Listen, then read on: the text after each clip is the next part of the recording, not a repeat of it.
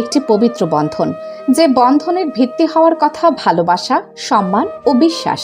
কিন্তু সেই সম্পর্কই যদি একজন নারীর জীবনে আতঙ্ক, নির্যাতন এবং ভয়ের কারণ হয়ে দাঁড়ায়, তাহলে প্রশ্ন জাগে, বিয়ে কি আশীর্বাদ নাকি অভিশাপ?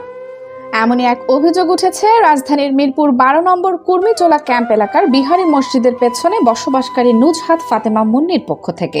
তার অভিযোগ, দীর্ঘদিন ধরে স্বামী মোহাম্মদ শরীফ হোসেন তাকে শারীরিক ও মানসিকভাবে নির্যাতন করে আসছেন। ভুক্তভোগীর দাবি, বাবার দেয়া সম্পত্তি নিজের নিয়ন্ত্রণে নিতে বিভিন্ন সময় তাকে চাপ দেওয়া হতো।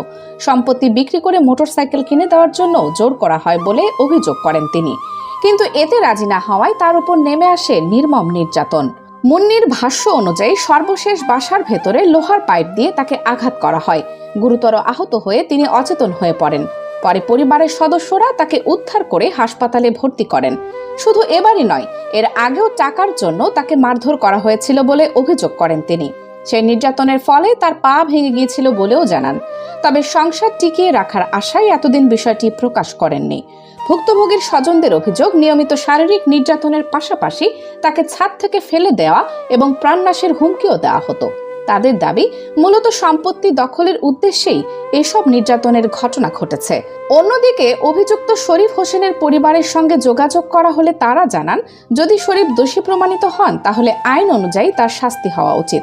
তারা বলেন, আমাদেরও মেয়ে আছে, কোনো নারীর ওপর অন্যায় অত্যাচারকে আমরা সমর্থন করি না। এ ঘটনায় নুজহাত ফাতেমা মুন্নি পল্লবী থানায় একটি লিখিত অভিযোগ দায়ের করেছেন। অভিযোগে দীর্ঘদিনের শারীরিক নির্যাতন, মারধর এবং ভয়ভীতি প্রদর্শনের বিষয়গুলো তুলে ধরা হয়েছে। পুলিশ জানিয়েছে, অভিযোগটি গুরুত্বের সঙ্গে তদন্ত করা হচ্ছে এবং প্রমাণের ভিত্তিতে আইনগত ব্যবস্থা গ্রহণ করা হবে। প্রশ্ন উঠছে যে বিয়ে একজন নারীর জীবনে নিরাপত্তা ও সম্মানের প্রতীক হওয়ার কথা, সেই বিয়েই যদি ভয়, নির্যাতন ও অনিশ্চয়তার কারণ হয়ে দাঁড়ায়, তাহলে সমাজ হিসেবে আমাদের দায়িত্ব কোথায়?